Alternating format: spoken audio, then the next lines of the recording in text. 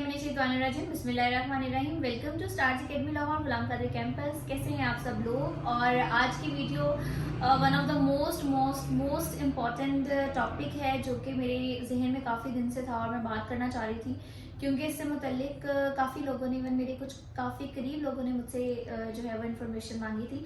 तो then I will decided कि मैं ये इन्फॉर्मेशन ज़रूर शेयर करूँगी अबाउट CSS। अगर हम करना चाहते हैं तो हम कैसे स्टडी करें, हम कौन से सब्जेक्ट्स चूज करें। अगर आपका बच्चा, बेटी या बेटा अभी मैट्रिक में है तो हम उसको किस तरह गाइड करें, किस तरह मोटिवेट करें, वो साइंस सब्जेक्ट्स पढ़े, आर्ट सब्जेक्ट पढ़े, वो किस तरीके से CSS कर सकता है। सबसे ज़रूरी बात, सब्जेक्ट्स डजंट मैटर। अगर आपका बच्चा मैट्रिक में है और आप चाहते हैं कि वो कल को CSS ऑफिसर बने, तो आप ज़रूरी नहीं है कि आप उस पर इम्पोज करें कि आप साइंस ही पढ़ें या आप आर्ट्स ही पढ़ें। आप साइंस के साथ भी CSS डेफिनेटली दे सकते हैं, इवन आर्ट्स के साथ भी। अगर आपका बच्चा आर्ट्स में अच्छा है या आर्ट्स में वो कॉम्पिटेंट है, वो उसमें अच्छा परफॉर्म कर रहा है, तो वो आर्ट्स के मजमून पढ़ के भी वो CSS दे सकता है और अच्छा दे सकता है। फिर कुछ लोगों के क्वेश्चंस होते हैं जी, इंग्लिश लिटरेचर में अगर हम BS कर लें तो तब हमारे चांसेस ज्यादा हो जाते हैं CSS क्लियर करने के। तो इस तरीके की भी कोई मतलब ये नहीं आप कह सकते कि ये कोई प्रूव है या कि बहुत ज्यादा हेल्पफुल हो सकता है। हाँ, डेफिनेटली इंग्लिश मैटर करती है, बट उसमें भी डिफरेंट नॉवेल्स, डिफरेंट जो है वो लिटरेचर्स जो है वो उसको पार्टिसिपेट हो जाता है, हिस्सा बन जाता है। लेकिन ये जरूरी नहीं है कि इंग्लिश लिटरेचर के साथ ही आप कर सकते हैं। आपने अगर कोई और डिग्री जो है, इवन अगर आपने इंजीनियरिंग की डिग्री भी हासिल की हुई है, तब भी आप CSS पेपर्स दे सकते हैं और एक अच्छी अटेम्प्ट, फ्रूटफुल अटेम्प्ट जो है वो आप हासिल कर सकते हैं। उसके बाद आ जाता है जी, अगर मैं पुलिस में, मतलब अगर मैं अपनी लाइन फॉरेन पॉलिसी या कोई भी और फील्ड में मुझे बहुत ज़्यादा इंटरेस्ट है और मैं कल को चाहता हूँ कि मैं उसी में जो है वो अप्लाई करूँ, या एडमिनिस्ट्रेटिव ग्रुप जो है एक बहुत बड़ा ग्रुप होता है जिसको ज्वाइन करना चाहता हूँ। एक और वीडियो इंशाल्लाह मैं तमाम ग्रुप्स पे बनाऊंगी कि CSS के ग्रुप्स कौन कौन से होते हैं। अगर आप इंशाल्लाह क्लियर करते हैं तो देन किस ग्रुप को आप किस तरह प्रायोरिटाइज कर सकते हैं। लेकिन उससे पहले ये चीज़ के क्या इन ग्रुप्स का कोई फैक्टर होता है कि आपने अगर ये ग्रुप में जाना है तो ये सब्जेक्ट रखें, लेकिन ऐसा कुछ भी नहीं होता। सबसे पहले आपको सब्जेक्ट्स अपने अकॉर्डिंग रखने हैं, उन सब्जेक्ट्स में अच्छा परफॉर्म करना है, देन ये ग्रुपिंग सारी चीजें, ये बात की बात है। सबसे पहली बात, अगर आपका बच्चा अच्छा है आप उसे मोटिवेट करें। आपके ख्वाब के साथ साथ तो आपके बच्चे का ख्वाब भी होना चाहिए, तब ही आप मिलके उस चीज को हासिल कर सकेंगे। बच्चे को मोटिवेट करें, उसको उसकी इंपॉर्टेंस बताएं। अगर आपके बच्चे का भी उसमें इंटरेस्ट डेवलप होता है, देन जिस सब्जेक्ट्स में बच्चे को इंटरेस्ट है, आप उस बच्चे के सब इंटरेस्टेड सब्जेक्ट्स जो हैं उस पर उसकी ग्रिप स्ट्रांग होने दें। डेफिनेटली माँ बाप का ही किरदार होता है, माँ बाप ने ही बच्चों को गाइड करना है, लेकिन बच्चे को इतना नॉलेज दें कि बच्चा खुद ब खुद उस फील्ड में या उस ग्रिप के ऊपर काम करे।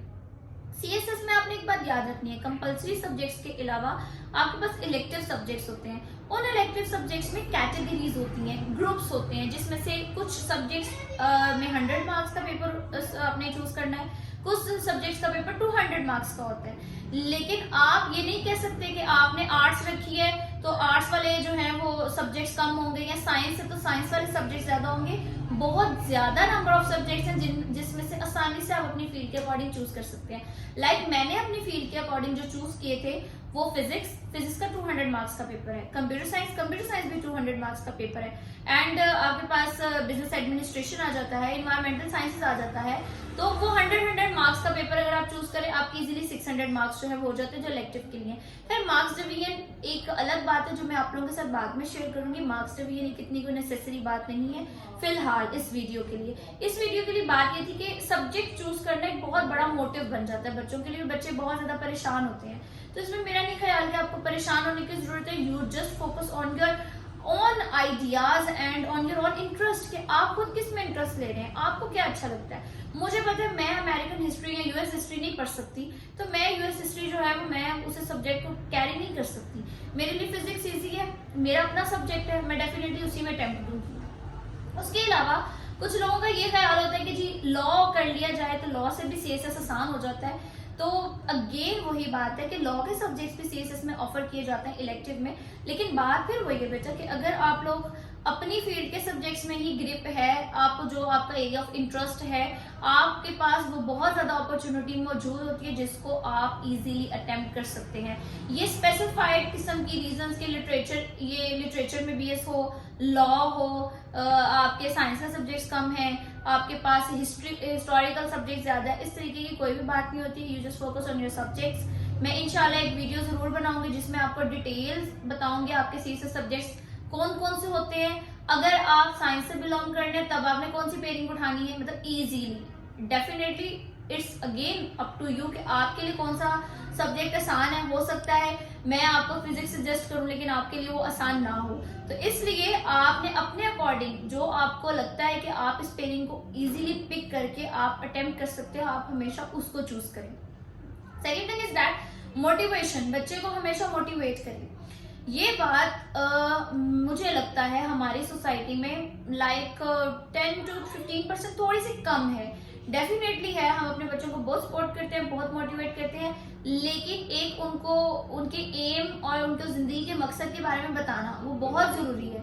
पेरेंट्स खुद भी ये बात गाइड करें, इवन टीचर्स का उनकी जिंदगी में बहुत इंपॉर्टेंट रोल होता है। टीचर्स को चाहिए कि वो बच्चों को उनकी, और हमें पता होता है, मतलब अगर बिना टीचर, मैं टीचर हूँ, मैं क्लास में खड़ी हूँ, मुझे उन 50 बच्चों में से भी पता होगा कि कौन सीएसएस करने के काबिल है, कौन डॉक्टर बनने के काबिल है, कौन इंजीनियर बनने के काबिल है, और कौन सा बच्चा जो है वो एवरेज बच्चा है, कौन सा बच्चा अपनी स्टडी के साथ बस सो है या एवरेज चल रहा है। तो टीचर को चाहिए वो एवरेज बच्चे को भी पॉलिश करे डेफिनेटली, बट जो बच्चा आपका सीएसएस करने के काबिल है उसको अहमियत बताएं, उसको उसकी जिंदगी में मोटिवेट करें। और एक टीचर जितनी अपने बच्चे के लिए मिसाल बन सकता है या उसको क्योंकि बच्चा हमेशा सबसे पहले टीचर को देखता है कि मैं ऐसा करना चाहता हूँ, छोटा बच्चा भी होगा इवन बड़ा भी होगा, तो सबसे पहले उसकी मोटिवेशन जो है वो टीचर्स और पेरेंट्स सेट कर सकते हैं। सो आप अपने बच्चे को मोटिवेट भी करें, आप अपने बच्चे को सब्जेक्ट्स की सिलेक्शन भी बताएं, मार्क्स आप लोग किस तरीके से, मार्क्स डिवीजन भी मैं इंशाल्लाह जल्दी आप लोगों के साथ शेयर करूंगी और सब्जेक्ट डिवीजन भी शेयर करूंगी। तीसरी और सबसे जरूरी बात, सीएसएस तैयारी कैसे की जाए, तो मेरे ख्याल से मतलब ये बातें भी अकेडमी वाले बताने में बहुत लाखों रुपया लेते हैं, बी वेरी फ्रैंक, और तैयारी करने का तो अगेन लाखों में ही फीस होती है, लेकिन जितना अच्छा आप सेल्फ स्टडी कर सकते हैं उतना ही बेहतर है। सेल्फ स्टडी से इवन मतलब मुझे नहीं याद, मैंने इवन इंटर के टॉपिक्स, मैट्रिक के टॉपिक, मेरा बीएस मतलब बीई था, इलेक्ट्रिकल इंजीनियरिंग का था, बीएससी फिजिक्स मैंने नहीं की थी, बट स्टिल मैंने उसमें भी, इंजीनियरिंग में भी जितनी फिजिक्स पढ़ी थी मैंने उसी फिजिक्स के टॉपिक्स को ही मैंने मतलब थॉरली, जैसे कहते हैं ना पढ़ना, और थॉरली मैंने प्रैक्टिस की थी। तो मुझे अच्छे से याद है कि तमाम टॉपिक्स उसी में से थे। रेडिएशन का टॉपिक आया था, ग्लोबल वार्मिंग का टॉपिक आया था, और मुझे और रिएक्शंस थे, उसके क्या नाम था, न्यूक्लियर रिएक्शंस थे, और उसके अलावा सेमीकंडक्टर्स के टॉपिक थे। मतलब टॉपिक्स उसी में से ही थे, कोई बहुत अलग से उन्होंने पेपर नहीं पूछा था। तो इसलिए आप लोगों का ये क्वेश्चन जो है ना कि कहाँ से कौन सी अकेडमी अच्छी है, कहाँ से तैयारी की जाए, कैसे की जाए, तो आप लोगों के पास मटेरियल बहुत ज्यादा रिक्वायर्ड है। इवन मैं खुद कोशिश करूंगी कि एक आधा जो वीडियो है वो इस मटेरियल पे भी डालूंगी, आप कैसे अच्छा मटेरियल कहाँ से हासिल कर सकते हैं, या फिर आपने ये कैसे एनालिसिस करना है कौन सा मटेरियल आपके लिए कितना जरूरी है। इवन कुछ बच्चों को ये भी नहीं पता होता कि सीएसएस का एक पर्टिकुलर सिलेबस होता है, बहुत बड़ा क्वेश्चन मार्क। कहा जाता है सब्जेक्ट पकड़ ले, सिलेबस नहीं दिया जाता। नो, ये बात झूठी है। सिलेबस तक आप पीपीएससी की वेबसाइट पे जाएं, आपको सिलेबस तक वहां मेंशन होता है कि आपका पेपर, आपका कौन से वाले कितने और टॉपिक्स को, ये कितने एरियाज को कवर कर रहा है। सो इन तमाम बातों को ध्यान में रखें। फिर भी अगर कोई क्वेश्चन है तो जरूर मुझे बताएं। इंशाल्लाह मैं आपके तमाम सवालों के जवाब देने की पूरी कोशिश करूंगी। अल्लाह हाफिज।